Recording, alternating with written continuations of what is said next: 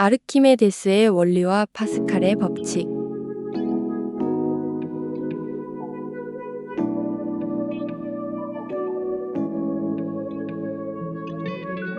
아르키메데스의 원리는 유체, 액체나 기체에 잠긴 물체가 받는 부력의 크기는 그 물체에 의해 밀려난 유체의 무게와 같다는 법칙입니다.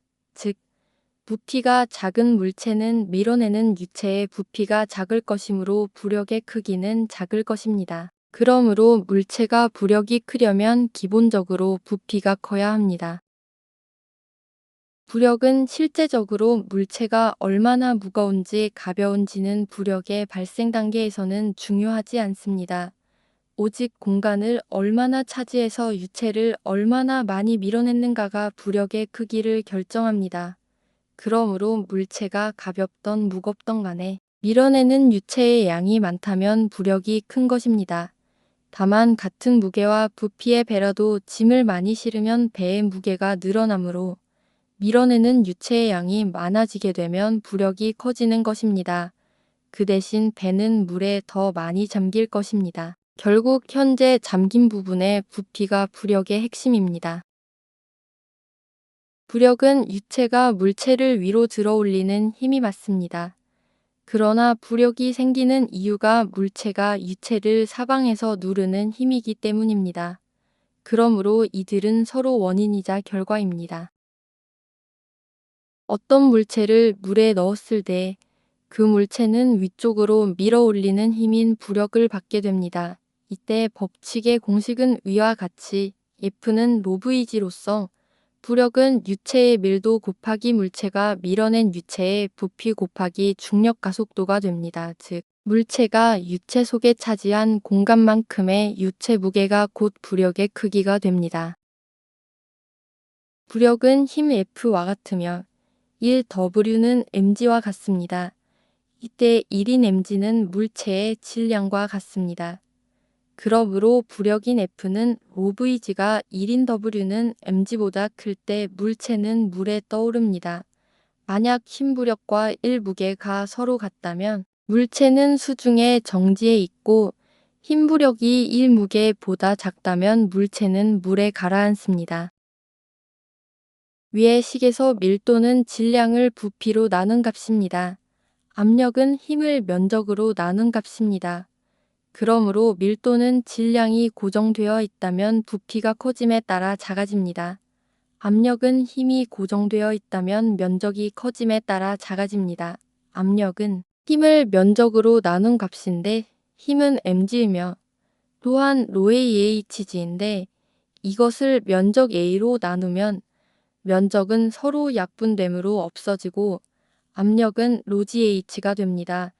이는 압력 즉 수압은 깊이가 깊어짐에 따라 커지는 것이 됩니다. 또한 유체의 밀도가 클수록 즉 맹물보다는 진흙탕물이 같은 깊이라도 누르는 질량이 더 무거울 것이므로 압력은 커집니다.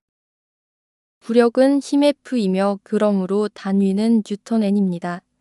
이것을 면적으로 나눈 즉 힘을 면적으로 나눈 것은 압력이 되며 압력의 단위는 파스칼입니다. 파스칼의 법칙은 밀폐된 용기 안에 담긴 유체, 액체나 기체의 한 부분에 가해진 압력은 유체의 모든 부분과 용기의 벽면에 같은 크기로 전달된다는 원리입니다.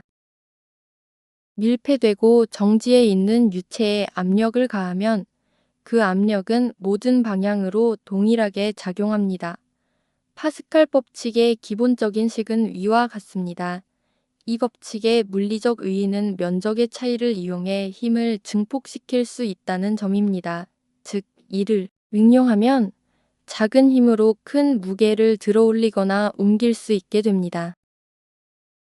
파스칼 법칙에 의해 단면적이 작은 곳 A1에서 작은 힘 F1을 가하면 단면적이 큰 곳 A2에서는 면적 비율만큼 훨씬 큰 힘 F2가 발생합니다. 다만 에너지는 보존되어야 하므로 힘이 세지는 만큼 움직이는 거리는 짧아지게 됩니다. 움직이는 거리는 힘과 단면적의 관계에서는 확인할 수 없지만 부피의 관계에서는 확인할 수 있습니다. 즉, 부피는 단면적 곱하기 거리이므로 단면적이 적은 곳은 거리가 길어야 부피가 같아집니다. 위의 식은 단면적과 힘 그리고 단면적과 이동거리의 관계를 나타낸 것입니다. 파스칼 법칙에 의해 압력이 서로 같다면 작은 단면적에는 작은 힘이 그리고 큰 단면적에는 큰 힘이 작용합니다. 즉, 이들의 압력은 같으므로 작은 단면적에서 작은 힘이 발휘하더라도 큰 단면적에서 큰 힘이 발휘됩니다. 그러나 단면적과 이동거리 관계에서 보면 부피는 단면적 곱하기 길이이므로 단면적이 작다면 그 부피를 맞추기 위해 이동거리가 길어져야 합니다. 그러므로 위의 두 가지 식은 파스칼의 원리인 힘의 이득과 에너지 보존 법칙이라는 두 가지 관점을 나타냅니다. 이처럼 아르키메데스 법칙과 파스칼 법칙은 유체가 정지된 상태에서의 작용을 나타내는 법칙입니다. 반면 연속방 정식과 베르누이 법칙은 유체가 이동할 때 작용하는 법칙입니다. 특히 유체가 이동할 때는 실제적으로 유체들마다 물리적인 특성이 다양하게 다르므로 유체의 이동을 분석하기 쉽도록 이산유체라는 가상의 유체를 설정하여 유체의 운동을 해석합니다. 파스칼의 법칙은 마치 도르레의 원리와 유사합니다. 도르레의 원리도 작은 힘으로 큰 물체를 들어올리는 원리이며 다만 힘이 절반으로 줄어들면 이동거리는 2배로 늘어나야 결국 1W은 같다라는 원리입니다. 파스칼 법칙과 도르레 원리는 일의 원리와 에너지 보존이라는 뿌리는 같지만 그 일을 전달하는 방식과 활용성에서는 차이가 있습니다. 도르레는 힘의 방향이 줄에 당겨지는 방향 즉 직선에만 의존합니다. 그러나 파스칼 법칙은 액체 유체를 사용하므로 힘의 방향이 면적이며 복잡한 3차원적입니다. 그러므로 도르래는 힘의 크기를 도르래의 계수를 통해 조절하며 이것은 정수배이지만 파스칼 법칙은 힘의 크기를 단면적인 넓이로 조절하며 이것은 연속적입니다. 또한 도르래는 힘의 크기가 정수배로 증감하지만 파스칼의 법칙은 작은 차이가 몇백 배, 몇천 배의 힘의 차이로 나타납니다. 도르래의 원리가 적용되기 좋은 예는 엘리베이터, 기중기 크레인, 헬스기구, 국기 계량대, 범선의 돛 등입니다. 파스칼의 원리가 적용되기 좋은 예는 자동차 브레이크 시스템, 굴착기와 불도저의 팔을 움직이는 유압 시스템, 자동차, 리프트, 공장 프레스, 치거용 및 이발소 의자 등이 있습니다. 아무래도 작은 힘으로 보다 큰 힘이 필요하다면 도르래의 원리보다는 파스칼의 원리를 이용하는 유압 프레스 시스템이 더 효과적입니다.